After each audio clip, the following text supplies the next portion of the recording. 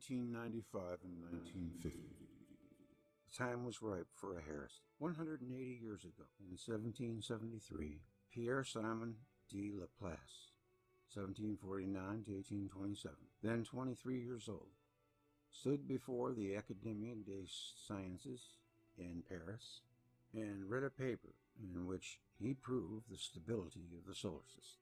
All deflections of the planets from their paths are only periodic oscillations from their mean courses, and the celestial mechanism is wound up to go on forever. Laplace's contemporary, Jean-Baptiste de Lamarck, 1744 to 1829, set out to demonstrate in a series of works that this Earth has ever been a peaceful abode of evolution, free from spasmodic disturbances, in opposition to the dominant ways of his day. These ideas of harmony or stability in the celestial and terrestrial spheres gained ground in the 19th century and became the foundation of scientific thought.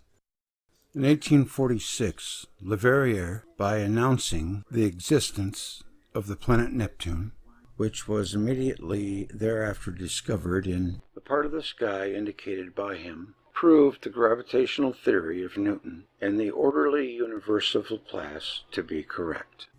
However, in the same year, by detecting the anomaly in the revolution of Mercury, always accumulating in one and the same direction, he threw the first doubt on the infallibility of these very laws. The theory of uniformity, as understood by Lamarck and Hutton, was developed by Lyell, became the cornerstone of Darwinian theory, and Darwin went so far as to say that anybody who was unconvinced by Lyell's teaching should refrain from reading The Origin of Species. The principle of uniformity, or the explanation of all past events in the history of the globe, and in terms of the processes in action in our own age, or the denial of catastrophic crisis in the past, gave Darwin what he needed most for his idea of the origin of species: almost unlimited time, in order that from the struggle for existence or competition new forms should evolve, and that an animal like the spider with its many legs and human beings should have had a common ancestor. Untold eons were necessary. By the end of the 19th century, the war between the theory of evolution and the theory of creation in 6 days, less than 6,000 years ago, was concluded with victory to the theory of evolution. The difficulty left was, in the view of Thomas Huxley, that no really new species had appeared on the world scene since the scientific observations were made. Not even the breeding experiments. The breeding experiments, just what would that be about? Very interesting. The geological record, however, spoke unequivocally of the fact, in the past, lived animal forms that do not live any longer.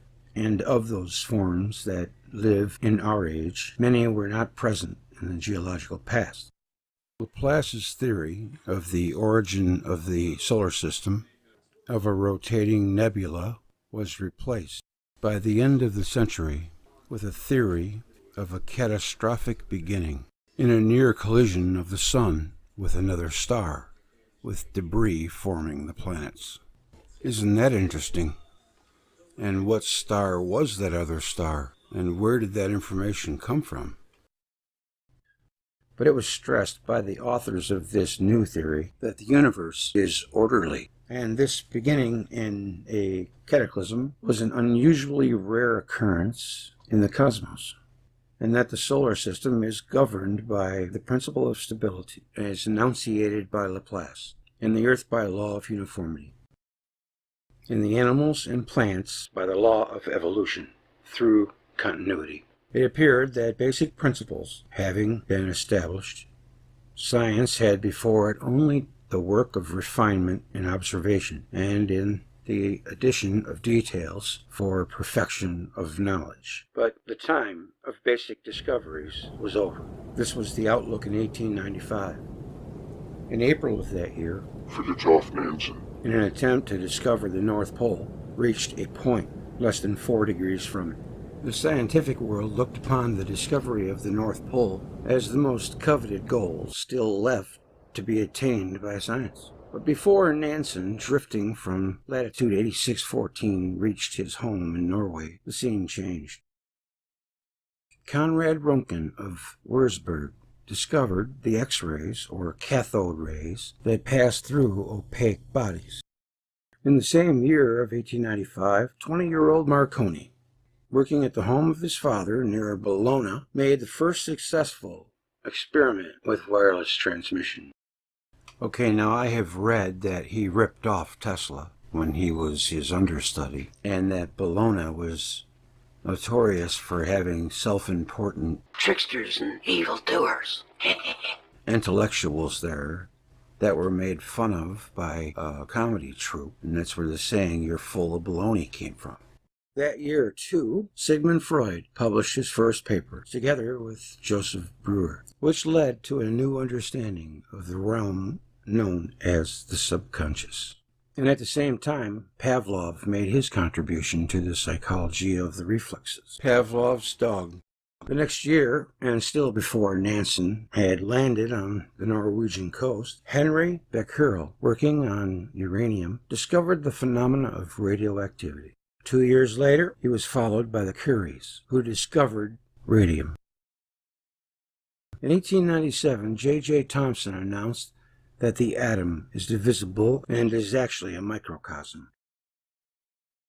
And he was followed by Rutherford. In 1900, Planck presented the theory of quanta, or energies dispatched in bundles or shots, and not in a continuous stream. And in the field of origin of species, in 1900, Van Vries announced mutations in plants, observed for the first time, a process of spontaneous changes in living nature fundamentally different from the process of evolution through continuity as postulated by Darwin. Thus, in a few years, in a spectacular series of discoveries, the entire world, matter and energy, and living species, and the human soul opened new horizons, and everything appeared to be incessant vibration, collisions, and transformation, the macrocosm, the microcosm, and even the subtle world of the mind, all alike. That's interesting. It's just like that today. And in 1905, Albert Einstein, then 26 years old, offered his understanding of the physical world, an understanding that required a new mental approach, or so it was thought, and single-handedly set science back 150 years. I've heard it said before that just prior to World War I, there was a major wake-up going on. That kind of makes you think about, World War I ruined everything. When it was over, and after the Spanish flu killed another 50 million people, Salvador Dali and Einstein emerged as a testimonial that the age of basic discoveries had not ended with the victory of Darwin over the book of Genesis. Since then, another 50 years have passed, once more, as before, the end of the 19th century. We are told that the fundamentals are all known. The age of basic discoveries is definitely terminated, this time for certain, and present and future generations will have to satisfy themselves with detecting details, accumulating data, and adding decimals. And though the exciting decade of 1895 to 1905 threw light on processes in matter, life, and soul, processes that are certainly not inert and are marked by spontaneity and conflict, science in its various branches adjusted the new discoveries and ideas to the framework of the old great principle reigning equally in lifeless and living nature, the law of harmony and unperturbed stability. The time was ripe for heresy. In 1950, a book, Worlds in Collision, created an outburst of emotions almost unprecedented in science. I came upon the idea that traditions and legends and memories of generic origin can be treated in the same way in which we treat psychoanalysis. The early memories of a single individual. I spent 10 years on this work. I found that the collective memory of humankind spoke of a series of global catastrophes that occurred in historical times. I believe that I could even identify the exact times and the very agents of the great upheavals of the more recent past. The conclusions at which I arrived compelled me to cross the frontiers into various fields of science, archaeology, geology, and astronomy. The result was a book, a prolegomena. In its concluding pages, I conceded that more problems were raised than had been solved, and I promised, always reckoning with the limitations of the individual scholar, to pursue my study into these fields too. But already the implications of the fact of great global catastrophes on the earth, one of the celestial bodies in a time so recent, had caused my critics to assert, in the words of a Harvard astronomer, that here was most amazing example of a shattering of accepted concepts on record. In the heat of the debate, in the press of the book, was pronounced one of the most significant books written since the invention of printing, and also the worst book since the invention of movable characters. Believing that an emotional atmosphere is not well suited to fruitful debate. Fascinating.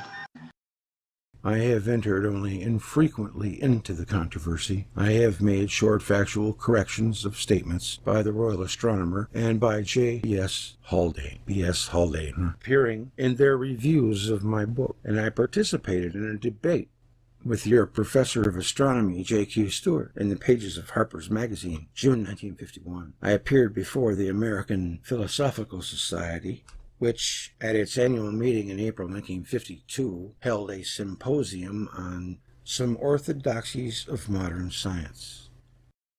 My unorthodoxy being the chief subject on the agenda. Otherwise, I have kept myself out of the verbal conflict. Now, more than 3.5 years have passed since the publication of the book, and I appreciate the opportunity offered me by your invitation to present a dispassionate review of recent finds in the 3 fields named in the title of my address: Worlds in Collision and Recent Finds in Archaeology. In my book, I describe the great natural catastrophes of the 2nd and 1st millennia before the present era. Prominence is given to the description of the natural upheaval that occurred in the closing hours of the Middle Kingdom in Egypt. I synchronized this event with the Exodus, when sea, land, and sky were in uproar. The collective human memory retained an inexhaustible array of recollections of a time when the world was in conflagration, when sea engulfed land, earth trembled, the celestial bodies were disturbed in their motions, meteorites fell. My narrative is based on historical texts of many peoples around the globe, and that is the key. Classical literature, on epics of northern races, on sacred books of the Orient and Occident, on traditions and the folklore of primitive peoples. The question that arose was, where's the archaeological evidence? In later chapters of my book, I gave such evidence. Water clocks and sundials that show a different length of the day, or altered latitudes, change in orientation of ancient temples, which originally faced toward the east, but do so no longer. I also closely examined in my book the calendars of the civilized peoples of antiquity, from Mexico and Peru to Greece, Iran, Israel, Egypt, Babylon, Assyria, India, and China, and the calendar reforms that were made. All this material gave strong support to the literary evidence. Working independently of me, Professor Claude Schaefer, whose earlier excavations at Ras Shamara, Ugarit, caused a complete revolution in biblical exegesis, published a volume, Stratigraphie Comparie et Chronologie, G.D. Lycée Occidental, printed by Oxford University Press. In this very detailed and technical work, comprising together with tables almost 1,000 pages, Schaefer demonstrates that on several occasions, each marking the end of an epoch, the entire ancient East was shaken and devastated. Modern annals of seismology know nothing comparable in severity and extent. The most devastating of these upheavals took place at exactly the end of the Middle Kingdom in Egypt, causing its downfall, as claimed in Worlds in Collision and Ages in Chaos. Cities were overturned. Epidemics left the dead piled in common graves. The pursuit of arts and commerce came to an abrupt end. Empires ceased to exist. Strata of earth dust and ashes, yards thick, covered the ruined city. In many places, the population was annihilated. In others, it was decimated. Settled living was replaced by nomadic existence. Climate changed. Claude Schaefer analyzed the archaeological finds of every place excavated from Troy to the Dardanelles, over all Asia Minor, Armenia, Caucasus, Persia, Syria, Cyprus, Palestine, to Egypt and Africa. He summarizes his extensive volume. Thus, our inquiry has demonstrated that these repeated crises, which opened and closed the principal periods of the third and second millennia, were not caused by the action of a man. Far from it, because compared with the vastness of these all-embracing crises and their profound effects,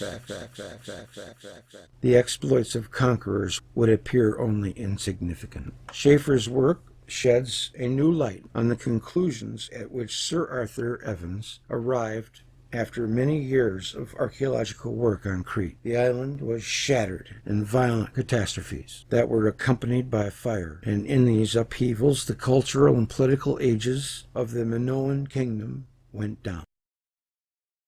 At the same time, the corresponding Egyptian ages were terminated. Troy III was destroyed, and its 50 feet thick fortress wall fell when the Middle Kingdom in Egypt fell. The volcano on the island of Thera exploded, and the most unimaginable fury. Recent archaeological work in the Indus Valley showed, too, that about minus 1500, and in advance of the Aryan invasion, cities with great walls were destroyed, and a flourishing civilization came to a sudden end. The synchronization of the Exodus with the end of the Middle Kingdom was also the starting point of a reconstruction of ancient history. From that point on to the advent of Alexander the Great, which took the form of a 2-volume work, Ages in Chaos, the first volume of which was published in the spring of 1952. The problem of the time of the Exodus in Egyptian history had never been solved. The papyrus of Ipuwer, the Naos of El Arish, I found descriptions of a natural upheaval very similar,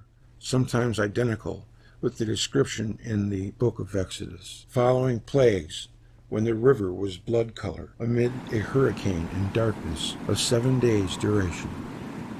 The Pharaoh and his host were drowned in a whirlpool at Pi Ka Karath, the same place where the Pharaoh of the Exodus was drowned. These parallels compelled me to fix an unorthodox date, collating the historical text of following generations for 1,200 years. I could establish numerous correlations between histories of Egypt and of Israel, which could not be accidental. My reconstruction demonstrated the Egyptian history and the histories of the nations, which were written in harmony with it, are set out of line with the historical past by about 600 to 700 years. Thus, in my works, have there been a starting point in the recognition that the Middle Kingdom in Egypt went down in a great natural catastrophe. The recent excavation in Jericho has confirmed the fact that the great walls of the city fell a few decades after the end of the Middle Kingdom. But at the time in which conventional chronology places the arrival of the Israelites under Joshua in Canaan, there was no city at Jericho and no walls to fall, according to Ages in Chaos. However, the Israelites came to the walls of Jericho 1 generation after the song. I had the song in my mind. I used to sing the song in church. And the walls came tumbling down. Brought back a memory. The Israelites came to the walls of Jericho one generation after the end of the Middle Kingdom, and the enigmatic hiatus of 600 years proves not to be real. I expect new evidence from the Minoan scripts, I was just talking about them, and the so-called Hittite pictographs. And the Hittites are the ones who said Neptune was the king of heaven. Text in the Minoan Linear B script. Yep. Were found years ago on Crete and in Mycenae and several other places on the Greek mainland. I believe that when the Minoan writings unearthed in Mycenae are deciphered, they will be found to be Greek. Linear B has been found at one site only in Crete. This was at the Palace of Knossos. It has been found in many sites in Greece, including Mycenae. However, it is now known to be an early form of Greek. The Phaistos disc is the only example of the third type of writing has ever been found. It is on a decorative disc found at the palace at Phaistos. It may not be Cretan. It may have come from Anatolia. Just for snicks, I thought I'd look it up, and lo and behold, chuck up another one for Dr. Velikovsky. I also claim that these texts are of a later date than generally believed. No Dark Age of 6 centuries duration intervened in Greece between the Mycenaean and the Ionian Age of the 7th century. Before long, new evidence will come from the so-called Hittite pictograph writings found in Asia Minor, Mesopotamia, and northern Syria. I haven't heard a thing about them. Since the recent discovery of Karatepe in Asia Minor of bilingual inscriptions in ancient Hebrew and in pictographs, efforts at decipherment have entered a new stage. Before long, new evidence will come from so-called Hittite pictograph writings found in Asia Minor. Since the recent discovery of Karatepe in Asia Minor of bilingual inscriptions in ancient Hebrew and in pictographs, efforts at decipherment have entered a new stage. Today, the Hittite pictographs are already in the process of being read. In my reconstruction, I come to the conclusion that they are Chaldean signs, not Hittite. I also expect unequivocal evidence that these signs were used down to the last century before the present era. Owing to the confusion in conventional chronology, the Chaldean writings of the Neo-Babylonian Empire are ascribed to early centuries and an imaginary empire. W.F. Libby and his associates at the University of Chicago have developed the radiocarbon method of dating organic matter. Wood from under the foundation of the Hittite fortress of Alisar in Asia Minor turned out to be 700 to 800 years younger than conventional chronology would allow, thus giving a full support to my dating. Hittite history interwoven with Egyptian history of the New Kingdom cannot be shortened without at the same time shortening the history of Egypt. The age of pieces of wood from the tombs of the Old and Middle Kingdoms in Egypt also proved to be in harmony with my reconstruction. However, for the decisive period that of the New Kingdom, no radiocarbon analysis has been made.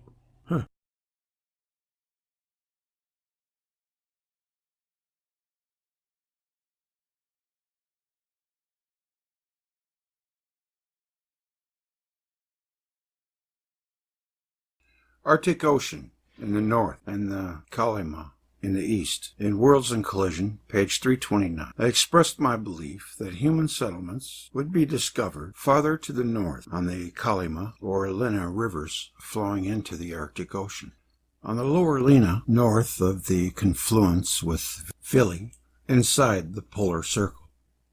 Monuments are found of a characteristic culture. Outstanding finds were made near Lake Yolba, not far from Gigansk. As soon as the archaeologists started a methodic investigation of the area, in Yakutsk itself was found a workshop of an ancient metallurgist, in which, at the end of the second millennium, before the present era, he made bronze axes, similar to the axes manufactured about that time in the Near East and in Europe. In the Yakutsk taiga, 2,500 or 3,000 years ago, There already lived artisans in metals who were able to extract copper from ore, to melt it and pour it into forms, and to make axes, beautiful bronze tips for the spears, knives, and even swords. These relics of a civilization in the taiga of northwestern Siberia imply that the climate changed there in the age of advanced man. Before the ice froze the region, voracious members of the elephant family roamed there in large herds. Recent finds in geology. Archaeological evidence of continental upheavals in the second millennium having been presented in detail by Schaefer, the evidence of geology and paleontology called for elucidation. To this I have dedicated a special work, now close to completion, and since it will be published before very long, I shall refer here only briefly to some of this material. A little over a decade ago, it was observed that in the gold-digging hydraulic giants in Fairbanks District in Alaska, sluicing out miles-long cuts opened great hecatombs of animals. Their numbers are appalling. The Bronze Age may have been well on its way in the centers of ancient civilization. Palms were found to have grown in northern Greenland, where now for half a year there is darkness, and it is permanently cold. At some time in the remote past, corals grew in Spitsbergen and sequoia forests in Alaska, and it was early understood that the terrestrial axis must have changed its position. Airy, Lord Kelvin, George Darwin, and many others, including Schiaparelli and Simon Newcomb, participated in a long debate on the astronomical and geological possibility of a sudden change in the direction of the terrestrial axis.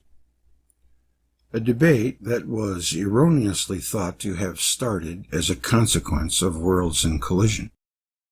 It was understood that such a change must have taken place unless the strange finds are to be left without explanation.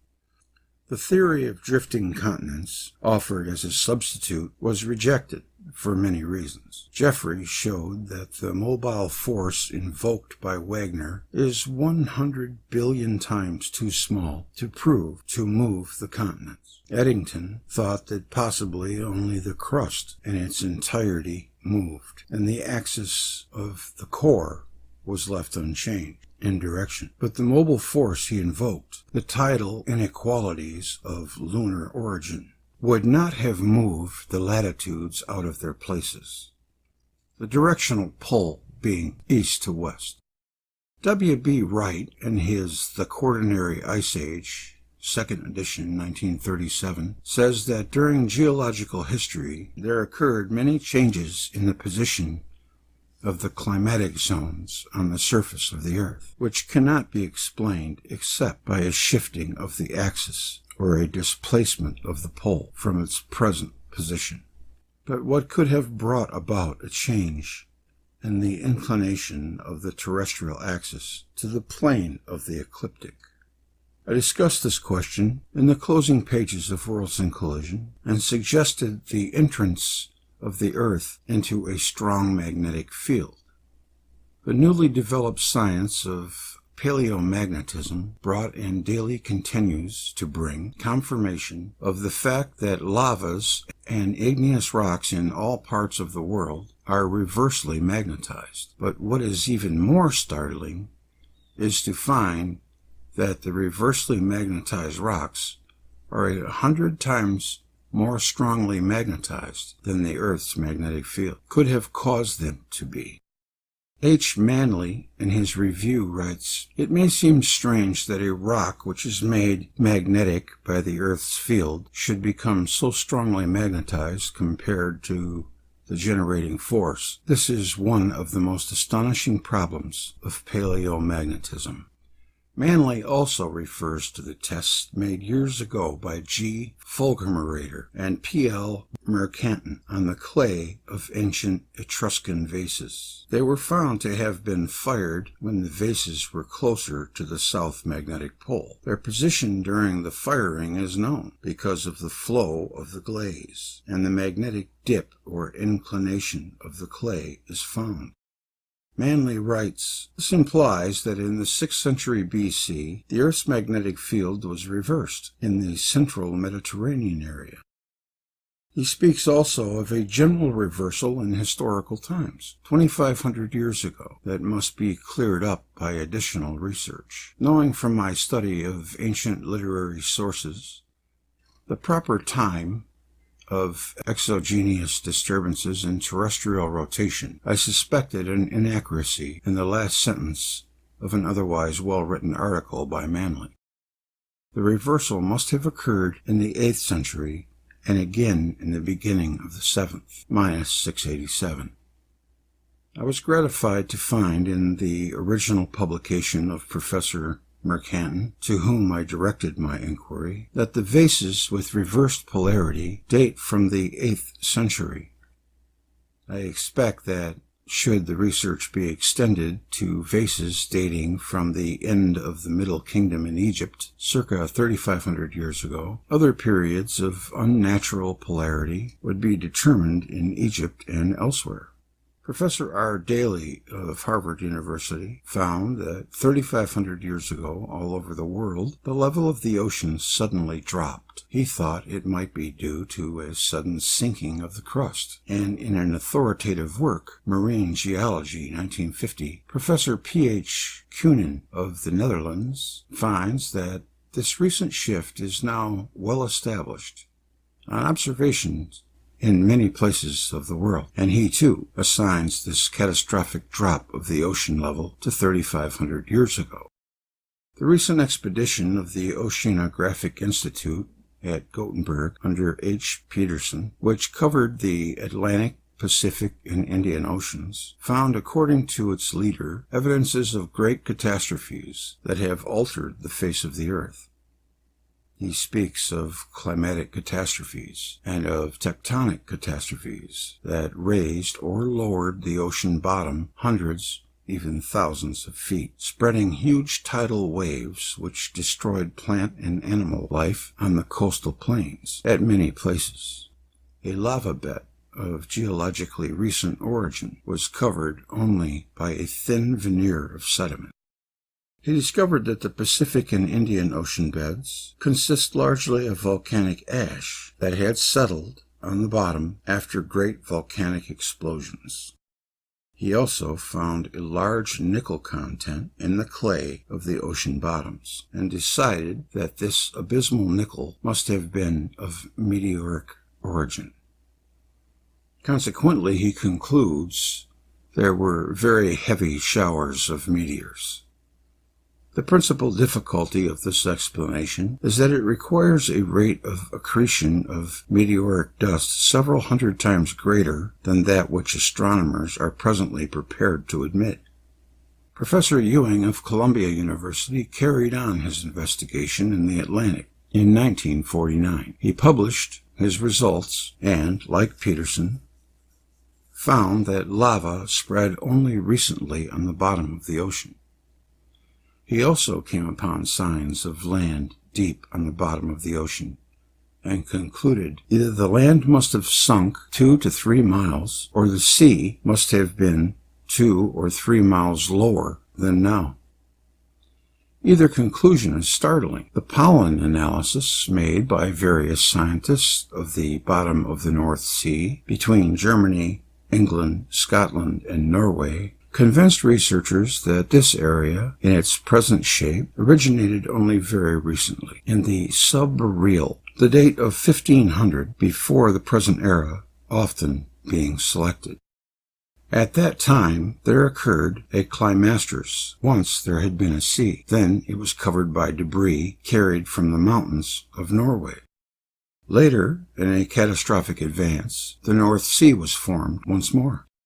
Human artifacts have been found from time from the time when the North Sea was land. The investigation of the delta formation of the Bear River on the Alaskan border, very carefully made by Hansen, showed that at the present rate of sedimentation, the delta is estimated to be only 3,600 years old.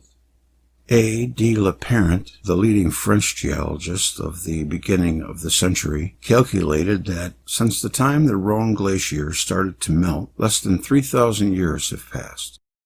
Modern research confirms that many of the alpine glaciers are less than 4,000 years old. Professor Flint of Yale refers to the redetermination of the age of the Upper Great Gorge of Niagara Falls and writes, 1947, the age of the Upper Great Gorge is calculated as somewhat more than 4,000 years.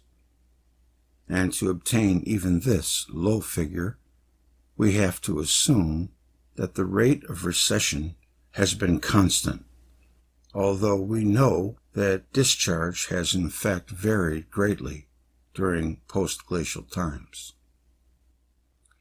Surnander and others demonstrated that in 1500 and again after minus 1800, Surnander and others demonstrated that in minus 1500 and again after minus 800, there occurred climatic catastrophes of global dimensions. These researches, unknown to me when I wrote Worlds in Collision, coincide completely with my conclusions and their dating. In both these periods, the lake dwellings in Switzerland, Germany, northern Italy, and also in Scandinavia were overwhelmed by high water catastrophes and abandoned, the first time for 4 centuries, the second time never to be rebuilt.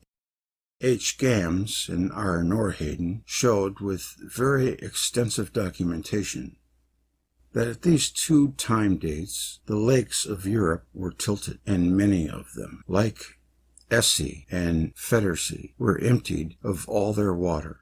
The Isartal in the Bavarian Alps was violently torn out, and this in very recent times, and in the Entel in the Tyrol, the many changes of riverbeds were indicative of ground movements on a great scale. H. D. Terra of the Carnegie Institute and Peterson of Harvard came to the conclusion that the Himalayas in violent upheavals reached their present form and height in the age of man, partly even in the time of advanced man. The same conclusion is made concerning the Andes, where, too, the upheaval must have been catastrophic. In the age of man, the Andes rose many thousands of feet amid volcanic activity. In the hills of Montreal and New Hampshire and in Michigan, 500 and 600 feet above sea level, bones of whales have been found.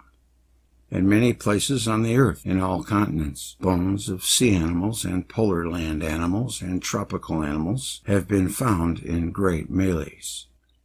So also in the Cumberland Cave in Maryland, and in the Chakotine Fissure in China, and in Germany and Denmark. Hippopotami and ostriches were found together with seals and reindeer. Wherever we turn our interest, from the Arctic to the Antarctic, and from sunrise to sunset, in the high mountains and in the deep seas, we find innumerable signs of great upheavals, ancient and recent.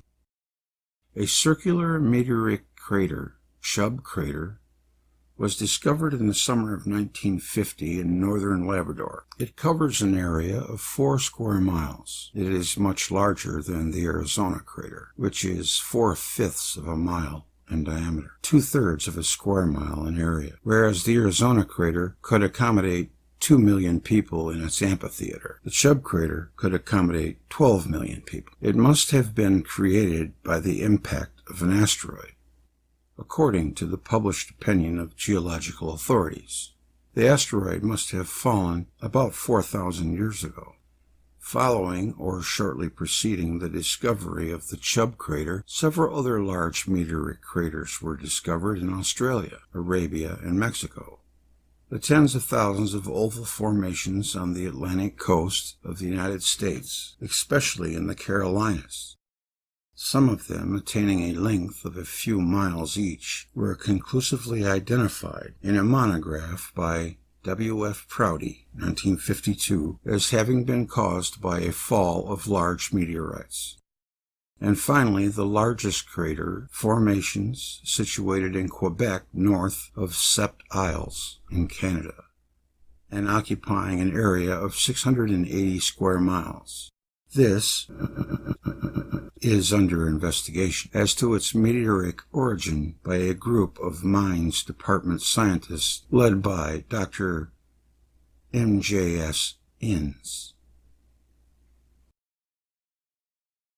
Of the many other new developments in the field of geology, I would stress some of the results obtained by the radiocarbon method. The time of the Ice Age is moved much closer to our time. Instead of 25,000 years as the terminal date of the last glacial period, it is shown that 10,000 or 11,000 years ago, the ice was still advancing. And even with this low dating, there remain puzzling exceptions. Among them, the finding of mastodons and mammoths in strata only 3,500 years old. Moreover, organic vestiges in the drift of the last glaciation have been found to be of a radiocarbon age pointing to a time 3,500 years ago. Radiocarbon analysis of oil has also shown that in the deposits of the Gulf of Mexico, the age of the oil is measured in thousands of years, not millions. This destroys the main arguments the geologists have raised against the theory of the exogenous origin of some deposits of oil. Worlds in Collision, page 53 and 58, and 369. Hydrocarbons have been identified in cometary tails by spectral analysis.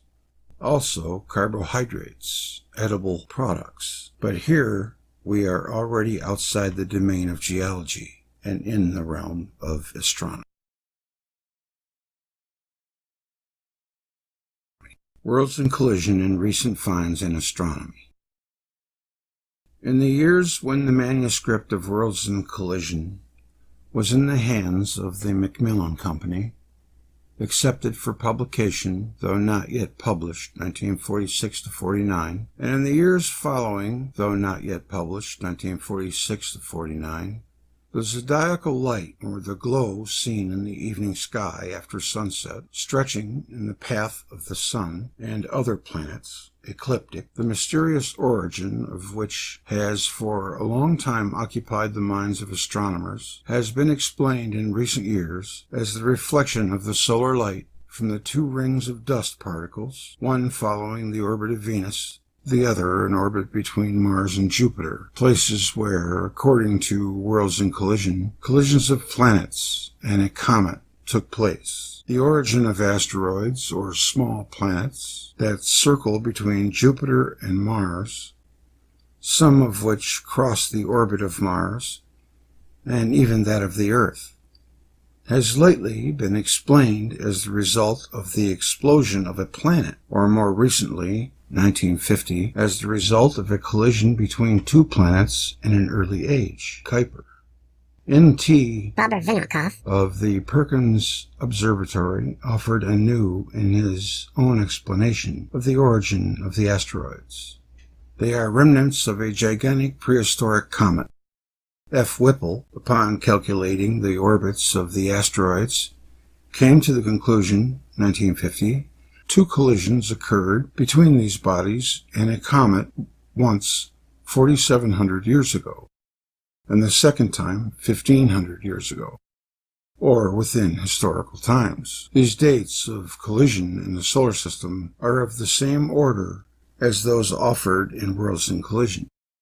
Deduced there from historical evidence and testimony of C. Tombaugh, the discoverer of Pluto, explained, 1950. The dark areas and the canals of Mars are resulting from collisions of Mars with asteroids. According to Worlds in Collision, Mars was involved in repeated collisions with large cometary masses. Actually, in January 1950, an explosion observed on Mars was interpreted by Openick as a collision with an asteroid. Clouds of dust of continental dimensions rose and screened surface features of the planet. O. Sturvey of Yerkes Observatory reviewed the achievements of astronomy during 1950, wrote that, by a bizarre coincidence, in that year, a deluge of sound papers on collisions within the solar system followed on the heels of worlds in collision. There are two theories concerning the origin of lunar craters. Their size is enormous. Nothing comparable is known on Earth. According to one theory, these craters are the result of a collision of the Moon with very large meteorites of the size of asteroids. According to the other theory, they are volcanic formations.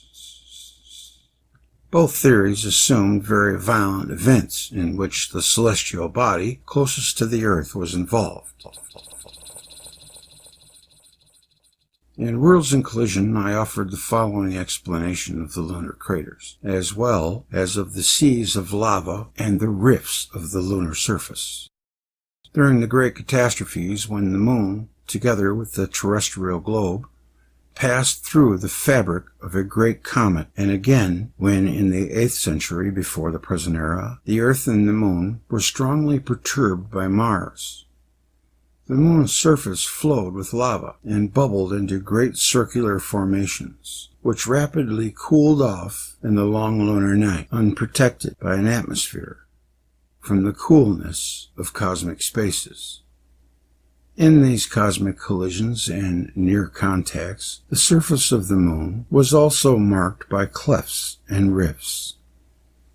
If the circular formations on the Moon are these bubbles which collapsed, then probably there are smaller bubbles on the Moon that have not yet burst. Dr. H. Percy Wilkins, the English selenographer, actually found over 40 unexploded bubbles or domes on the Moon, several of which lie to the northeast of Copernicus crater. The largest of these is found within Darwin crater and is 20 miles in diameter. According to an article by F. Benario in Vega, 1953, I have expressed my opinion that many comets are of recent origin, and I have supported this view by reference to the frequency and luminosity of comets in the days of imperial Rome, in comparison to the number of comets visible to the unaided eye in the last centuries. This notion received vigorous confirmation in the extensive work on comets done in Soviet Russia by a leading authority on the subject, Professor S.K. Veskenviatsky. His research reveals that periodic comets, as observed during recent decades, are losing their luminosity and their matter at a rate so rapid that 50 or 60 revolutions suffice to degenerate a comet completely.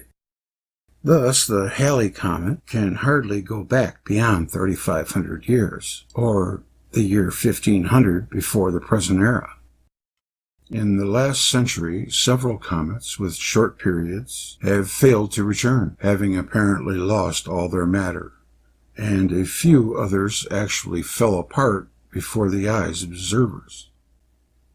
The rapid decay of comets excludes the possibility that they have belonged to our solar system from the beginning, or from the time the planets were formed. The theory that sees in comets bodies that arrived from other solar systems has been generally abandoned. Vesvietsky also shows why we must reject a theory of the capture of comets from a cloud of dust and gases through which our solar system presumably passed sometime in the past. He comes to the conclusion that the comets were born in eruptions from planets, even from satellites like our Moon, where circular formations indicate violent events in the past. but the main activity must have taken place on Jupiter and Saturn, the major planets, as the form of orbits of the short-period comets suggest. This is a revival of the theory of R. Proctor, who 70 years ago ascribed the origin of the so-called Jovian family of comets, comprising the majority of comets of short periods, to eruptions from Jupiter. The gases of Jupiter and Saturn are in violent motion, despite their low temperatures. Yet the velocity necessary for escape from the major planets is so great, 60 kilometers per second from Jupiter, that Velikovsky admits not knowing the mechanism that could, in conditions presently prevailing on major planets, impart this velocity to the exploded matter. Nevertheless, Velikovsky insists that in the recent past conditions on these planets must have been such that this was possible, even if these conditions cannot be defined. He emphasizes that by casting off the exploded matter, planets must have changed their own masses and consequently their orbits. They must also have experienced recoils. And that's what I thought. Shedding matter while they're moving away. Yes, that would be acclimating their charge, wouldn't it? In the publications of the Kiev Observatory for 1953, Velikovsky says, "The history of the planetary system was characterized, we assume, by definitely more rapid changes and more active physical processes than appeared when only gravitational interrelations in the solar system were taken into account. All this is in complete harmony with the conclusions at which I arrived in Worlds in Collision. Concerning the time, a few thousand years ago, of the birth of comets of short periods and their origin by eruption from the planets, especially the major planets. There I also explained the forces or conditions that caused the major planets to eject the cometary masses. The near collision between major planets brought about the birth of comets. Now my claim, based on historical material, that the composition of the solar system was changed in historical times, is given the support of observation and calculation. The electromagnetic nature of the universe, deduced in Worlds in Collision from a series of historical phenomena, is supported by another series of recent observations. At Evans Signal Laboratory of the United States Army Signal Corps in Belmar, New Jersey, researchers conducting pioneer experiments on the reception of radar echoes from the moon detected noises coming from the sun. These noises point to discharges of strong potentials. In the fall of 1947, at the meeting of the British Association for the Advancement of Science, Sir Edmund Appleton reported that radio noises coming from the sun coincide with solar flares. According to him, a sunspot is the most powerful ultra-short-wave radio station known, its power being much greater than 1,000,000 kilowatts. In 1948 and 49, Donald Menzel produced motion pictures of prominences or explosions of matter on the sun. They were made at the Solar Observatory in Climax, Colorado. What a name. The exposed matter rose at a very great speed to immense heights, all the time gaining in velocity, and then descended to the sun, not on a curved path as a missile would do, but by retreating on the path it covered, comparable to a missile reversing its direction and returning to its point of departure. Moreover, the velocity of its descent was without the acceleration expected in a fall, and this, too, was in violation of gravitational mechanics. It has been observed that when perturbances or surges of exploded matter on the sun run into one another, both of them recoil violently. Such observation was made by McMath and Sawyer, and on another occasion by Lyot. The conclusion drawn by E. Pettit of the Mount Wilson Observatory in 1951 is that solar protuberances are electrically charged. Above the protuberances, the coronal structure is often bent into the form of an arch, sometimes into several concentric arches. This is additional evidence of the electrical nature of the protuberances and corona. In the configuration of the cometary nuclei and tails, there was found good evidence that all particles in the comet influence the motion of each other, and in the configuration of the streamers in the tails of many comets strongly indicate a mutual repulsion. Thus wrote Professor N.T. Velikovsky, director of the Perkins Observatory, 1951, it is also calculated that the repulsion of the tails of the comets by the sun is 20,000 times stronger than the gravitational attraction. And the implication is that it cannot be caused by the pressure of light, as previously thought, and that electrical repulsion must be in action. From spectral analysis, it is known that the cometary tails do not shine merely by reflected light, and that their light is not caused by combustion either, but most probably is an electrical effect comparable to the effect of a Geissler tube. In order to explain the general magnetic field of the terrestrial globe, Dr. E.C. Bullard of Great Britain's National Physical Laboratory assumed electrical currents in the liquid metal core of the Earth. The polar lights have been explained by various scientists as electrical charges arriving from the sun. Following disturbances on the sun, there is an immediate disturbance in the ionosphere and radio transmission, ground currents, and the magnetic field of the Earth. There is also a second retarded but pronounced reaction about 25 hours later, and auroral displays. In 1948, Enrico Fermi explained the electromagnetically high charges of the cosmic rays as a result of the positive particles having traveled through magnetic fields in space. In 1951, Richmeyer and Teller followed an earlier idea of Swan, explained these charges as originating from the sun.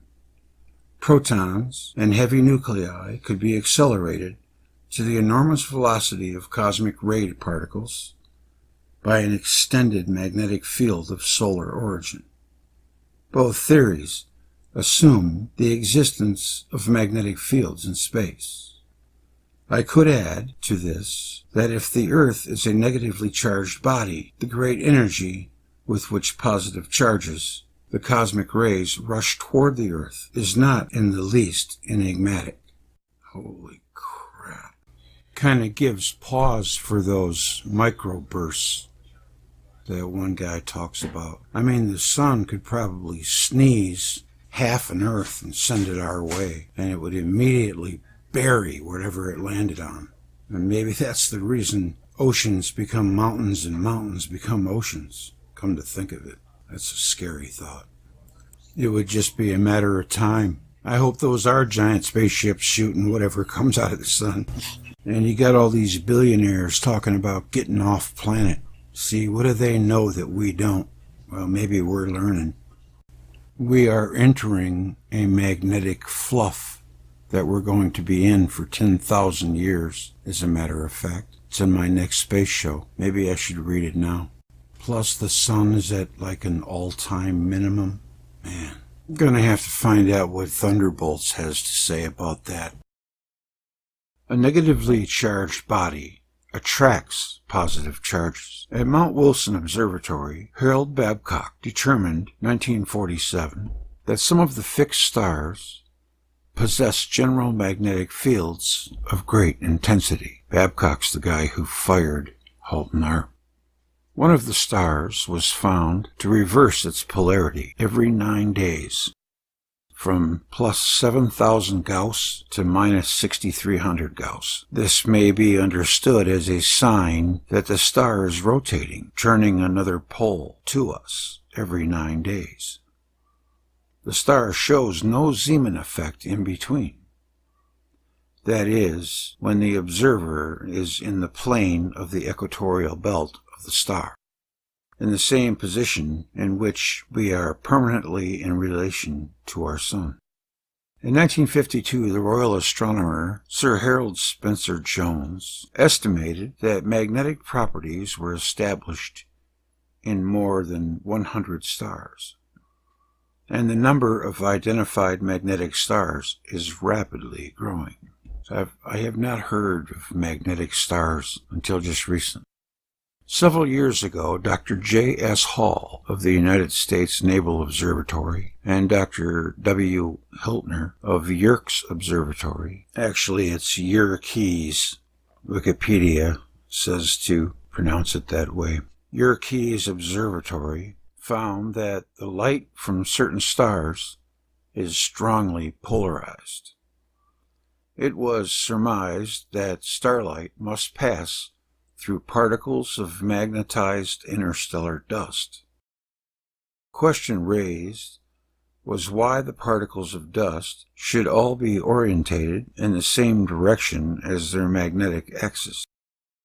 However, if these clouds of dust are electrically charged and in motion, the common magnetic orientation of these particles is only natural. In 1950, W. Bade of Palomar and L. Spitzer of Princeton offered a theory of colliding galaxies. By November 1952, it was definitely spoken of as a titanic collision of two giant star clusters behind the constellation Cygnus, the swan, of the Milky Way. The fact of the big crash was substantiated by strong evidence. The radio noises coming from beyond the Milky Way and sifted through it. Galaxies, each as large as the Milky Way, with numberless stars, were riding one through another, colliding and sending out a terrible SOS through the universe in the form of anguished radio noises. These signals were interpreted by Bade and K. Minkowski as the reverberations of crashes on a galactic scale. After millions of years of traveling with the velocity of light, these signals reached our radio telescopes as clearly audible noises. They left the place of the catastrophe so long ago. Yet, because of the magnitude of galaxies, the collision is possibly still going on. The signals that are emitted today will reach our solar system when our Sun may have already turned into a dwarf star and our planet into clouds of dust. No. Not only the fact of the collision of galaxies startled the astronomers, but even more the medium through which it became known. The colliding galaxies send electromagnetic signals, thus evidencing the electromagnetic structure of galaxies and of the very space of the universe. By August 1953, the statement was made that another celestial host of stars was charging on a rival galaxy in the direction of the sky where we see the Crab Nebula, and still another collision was going on behind the constellation Cassiopeia. In March 1951 issue of RCA Review, John H. Nelson of the Engineering Department of RCA Communications Incorporated, that's Radio Corporation of America, corporation or company, announced the results of several years of careful observations on the dependence of regular radio transmission on the position of planets in the solar system. He drew graphs and wrote, It can be readily seen from these graphs that disturbed conditions show good correlation with planetary configurations. It is definitely shown that each of the 6 planets studied is effective in some configurations. The press reported evidence of a strange and unexplained correlation between the positions of Jupiter, Saturn, and Mars in their orbits around the Sun and the presence of violent electrical disturbances in the Earth's upper atmosphere seems to indicate that the planets and the Sun share in a cosmic electrical balance mechanism that extends 1 billion miles from the center of our solar system. Such an electrical balance is not accounted for in current astrophysical theories.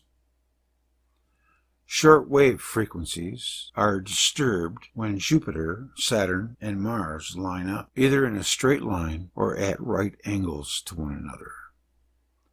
Nelson emphasized that the phenomenon is not due to gravitational effect or tidal poles between planets and the Sun. Actually, the phenomenon indicates that the planets are electrically charged bodies. In this connection, the older theory of a direct but unexplained relation between the revolution of Jupiter and the sunspot cycle is seen in a new light. Also, the observation of Stetson of the Massachusetts Institute of Technology that the moon affects radio reception. It is twice as good when the moon is under the horizon as when it is overhead. Belongs in the same category as Nelson's observation of planetary influences on the ionosphere. Stetson thought this effect was caused by some radiation emanating from the moon. For a neutral moon could not produce the phenomenon. In 1953, the strange fact was established that the solar tides in the Earth's atmosphere are 16 times more powerful than the lunar tides in the atmosphere, a fact in complete conflict with the tidal theory, according to which the action of the moon on oceanic tides is several times more powerful than that of the Sun. The 50-fold discrepancy is still without an acceptable explanation. These are only a few of the recent discoveries that make a revision of the mechanistic concept of the universe quite mandatory. Make a revision of the mechanistic concept of the universe quite mandatory. That's something. I've learned more just from reading this essay or speech than I have watching the last 10 or 15 mainstream programs. You just learn the same stuff over there. They would never tell us things like this. Exactly because of the accuracy achieved without reckoning with forces that appear to exist. Celestial mechanics, a solid work of great mathematical minds for almost 3 centuries, may seem even more in need of such revision. All this has little direct bearing on the story of worlds in collision, which claims only the effect to be expected if a magnetic body like the Earth should come very close to another magnetic body. It was my skepticism concerning the infallibility of the celestial mechanics, which assumes the celestial bodies to be electrically and magnetically sterile, that was the real cause of the emotional outburst. Let us think of a binary or double star. Both stars revolve around each other, or a common center. A half-revolution period of a few days, or only hours, is common. Let us assume that the stars of the binary are magnets, 7,000 Gauss strong. It is immediately obvious that even should the electrical component of the electromagnets be disregarded, these stars are not moving in a system purely mechanical. But this is enough to render the purely mechanical celestial system fallible in respect also to single stars, and equally so to the Sun and its planets. In Jupiter and its moons, we have several not unlike the solar family. The planet is cold, yet its gases are in motion. It appears probable to me that it sends out radio noises, as do the Sun and the stars. I suggest that this be investigated. Uranus is the only planet about which we know that for a considerable part of its revolution it turns one of its poles toward us. If the gases on Uranus are not in turbulent motion, but have a smooth reflecting surface, I would expect the solar light reflected from the polar regions of Uranus to be polarized. As is well known, light reflected from the poles of a magnet is polarized. It is generally thought that the magnetic field of the Earth does not sensitively reach to the Moon, but there is a way to find out whether it does or not. The Moon makes daily rocking movements. They found out that it does. Liberations of latitude, some of which are explained by no theory. I suggest investigating whether these unaccounted liberations are synchronized with the daily revolutions of the magnetic poles of the Earth around its geographical poles. C. Payne Gaposchkin of Harvard, who in the last years has written many long articles against the theory of worlds in collision, in which she asserted that the celestial bodies could not possibly possess electrostatic charges enough to produce any of the observed effects on the motion within the solar system, now makes, in the September 1953 issue of the Scientific American, this confession. 10 years ago, in our hypothesis of cosmic evolution, we were thinking in terms of gravitation and light pressure. Light pressure. That's almost ridiculous. Tomorrow, we may contemplate a galaxy that is essentially a gravitating turbulent electromagnet. There will be more concessions as time goes on. Our Sun and its planets are not outside a galaxy. They are not unique or an exception in the plan of the universe. I like to tell this story. Once in the twilight hour, a visitor came to my study, a distinguished-looking gentleman. He brought me a manuscript dealing with celestial mechanics. This is my favorite one, after a glance at some of the pages, I had the feeling that this was the work of a mathematical genius. I entered into a conversation with my visitor and mentioned the name of James Clerk Maxwell. My guest asked, "Who is he?" Embarrassed, I answered, "You know, the scientist who gave a theoretical explanation of the experiments of Faraday." "And who is Faraday?" inquired the stranger. In growing embarrassment, I said, "Of course, the man who did the pioneer work in electromagnetism." "And what is electromagnetism?" asked the gentleman. "What is your name?" I inquired. He answered, "Isaac Newton." I awoke. On my knees was an open volume, Newton's Principia. This story is told to illustrate what I have said before. Would you listen to anybody discuss the mechanics of the spheres who does not know the elementary physical forces existing in nature? But this is the position adopted by astronomers, who acclaim as infallible a celestial mechanics conceived in the 1660s, in which electricity and magnetism play not the slightest role. In the fields of archaeology, geology, and astronomy, The last few years have brought a vast array of facts to corroborate the claim made in Worlds in Collision that there were physical upheavals of a global character in historical times, that these catastrophes were caused by extraterrestrial agents, and that the nature of these agents may be identified, although I arrived at results in conflict with orthodox beliefs. Yet, recent years have disclosed new observations and findings, all in support and none in refutation.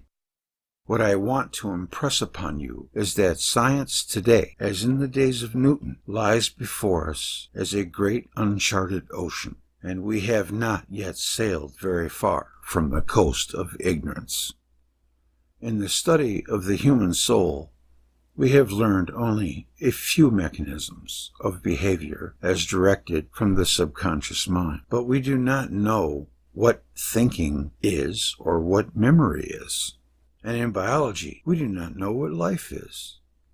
The age of basic discoveries is not yet at its end, and you are not latecomers, for whom no fundamentals are left to discover. As I see so many of you today, I visualize some of you 10 or 20 or 30 years from now as fortunate discoverers, those of you who possess inquisitive and challenging minds, the will to persist, and the urge to store knowledge. Don't be afraid to face facts, and never lose your ability to ask the question, why and how? Be in this like a child. Don't be afraid of ridicule. Think of the history of all the great discoveries. I quote Alfred North Whitehead. If you have had your attention directed to the novelties of thought in your own lifetime, you will have observed that almost all really new ideas have a certain aspect of foolishness when they are first produced. Therefore, dare, and should even the great ones of your age try to discourage you, think of the greatest scientist of antiquity, Archimedes, who jeered at the theory of Aristarchus, 25 years his senior, that the earth revolves around the sun. Untruth in science may live for centuries, and you may not see yourself vindicated. But dare. Don't persist in your idea if the facts are against it, but do persist if you see facts gathering on your side. It may be that even the strongest opposition, that of figures, will crumble before the facts. The greatest mathematician who ever walked on these shores, Simon Newcomb, proved in 1903 that a flying machine carrying a pilot is a mathematical impossibility. In the same year of 1903, the Wright brothers, without mathematics, but by a fact, proved him wrong. In religion, the great revelations and the great authorities, the founding fathers, belong to the past, and the older the authority, the greater it is. In science, unlike religion, the great revelations lie in the future. The coming generations are the authorities, and the pupil is greater than the master. If he has the gift to see things anew, all fruitful ideas have been conceived in the minds of the nonconformists, for whom the known was still unknown, and who often went back to begin where others passed by, sure of their way. The truth of today was the hearsay of yesterday. Imagination coupled with skepticism and an ability to wonder, if you possess these bountiful, nature will hand you some of the secrets out of her inexhaustible store. The pleasure you will experience in discovering truth will repay you for your work. Don't expect other compensation, because it may not come, yet dare. Excellent. Hear, hear. All those years ago, he gave this speech It must have seemed that they were on the precipice of changing the paradigm, and it was just a matter of time. 60-some years later, with the same paradigm. Amazing.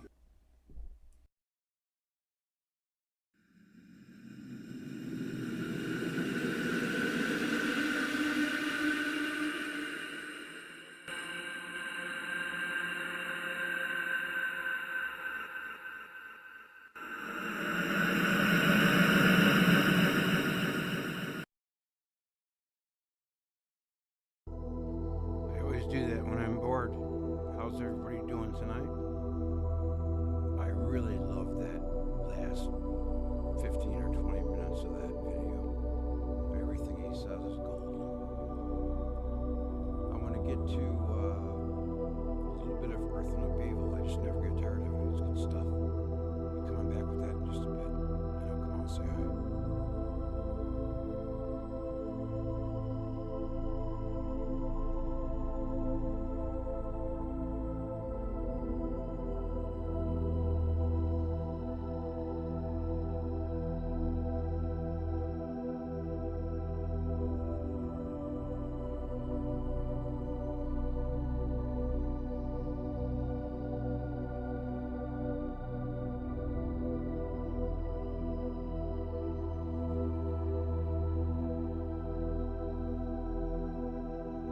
I bet you my end screen don't show up.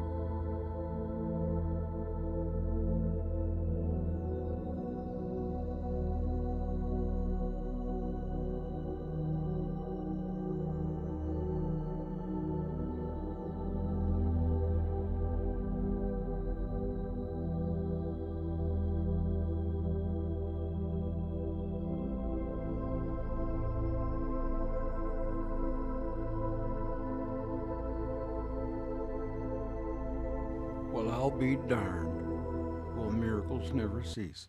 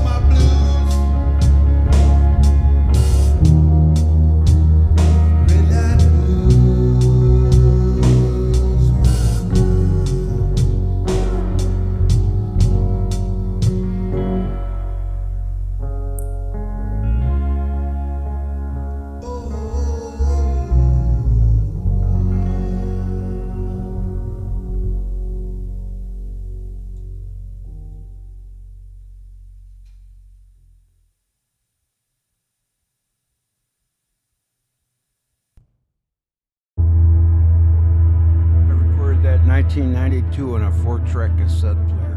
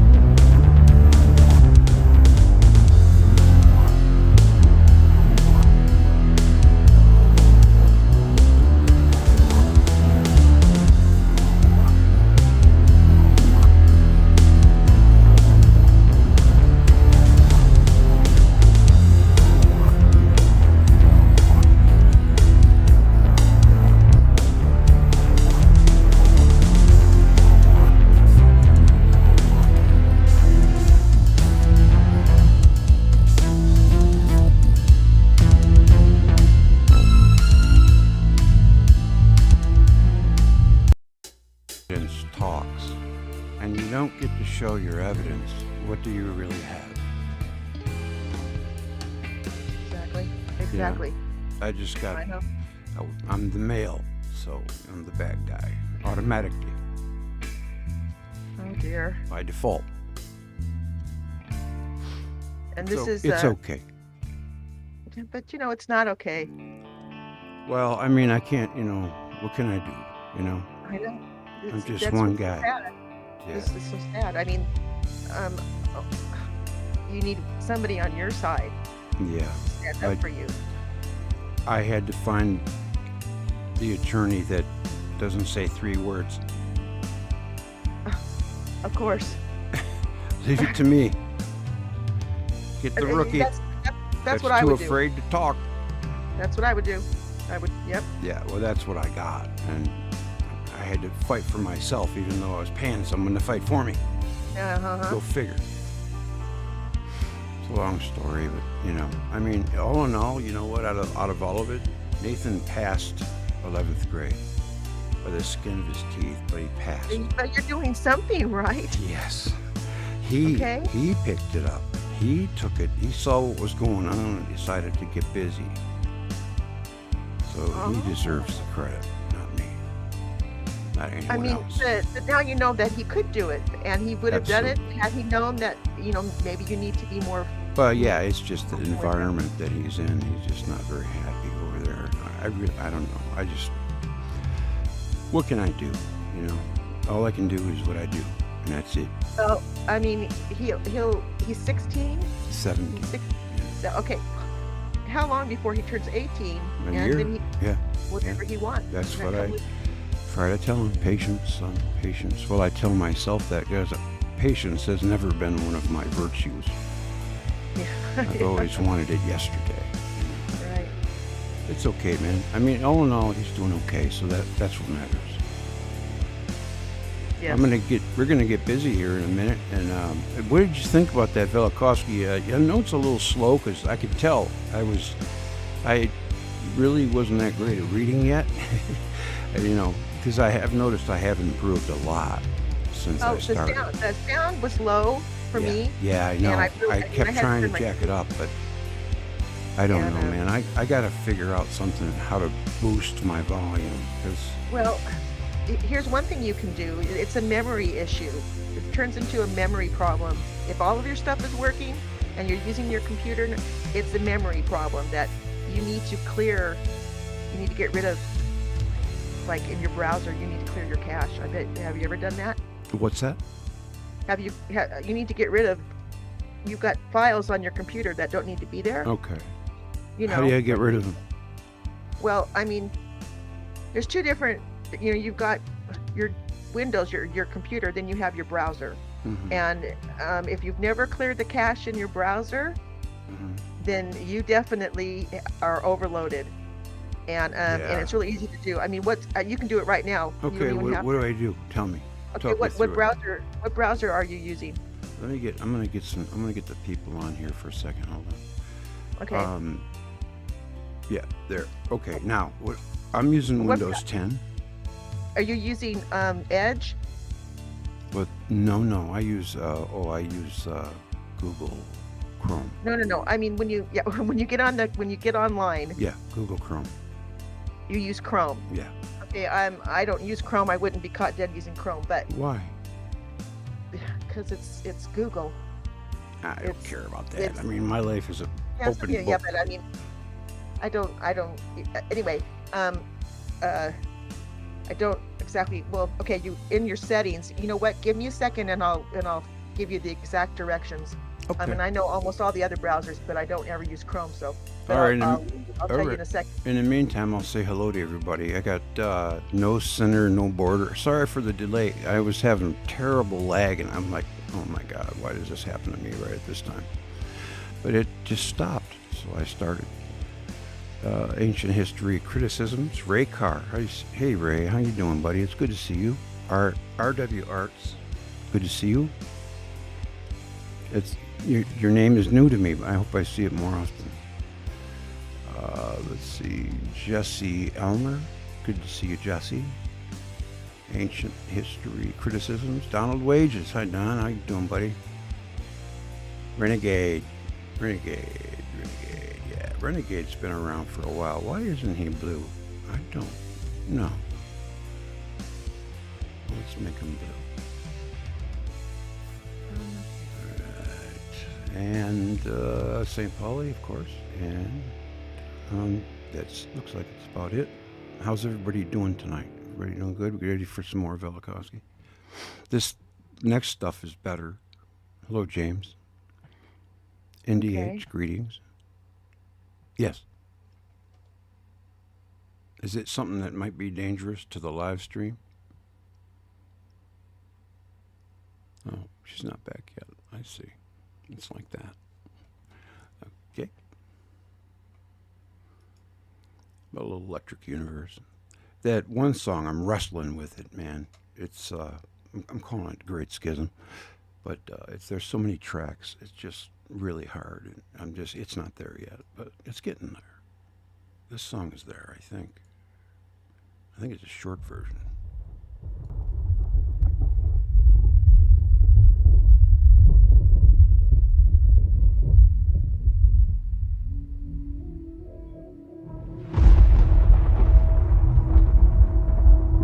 All right, we'll be right up with Velikovsky in just a minute.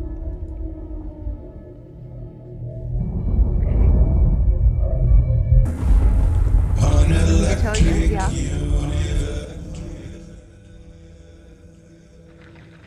Okay. You're in your browser window. You go up to the top right and click more of the three dots. Yeah, click on that, and then you click where it says more tools.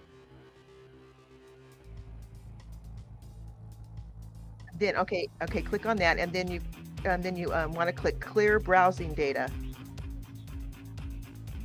Okay, and then at the top, choose a time range, which is that's all time.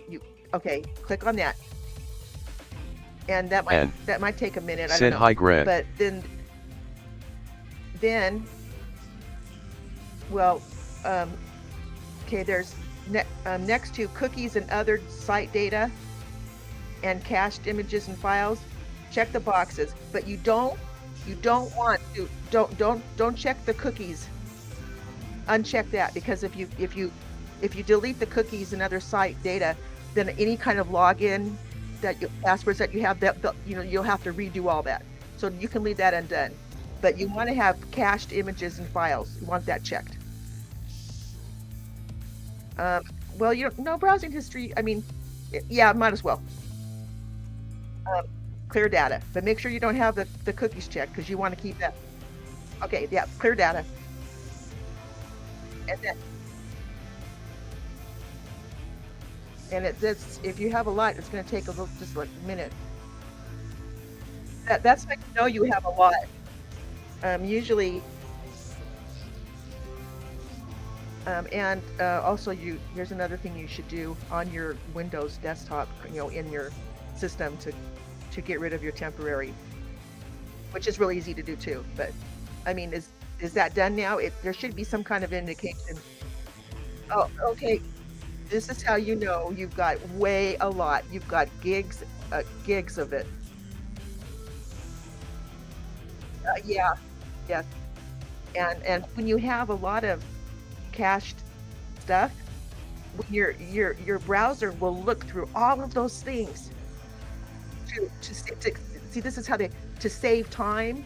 It's gonna look through all those things, you know, that when you like every time like when you click on something in the page, it's gonna look for it in your cached stuff first. And if you have tons and tons of cached stuff, it takes a long time to look through things. Okay, so yeah.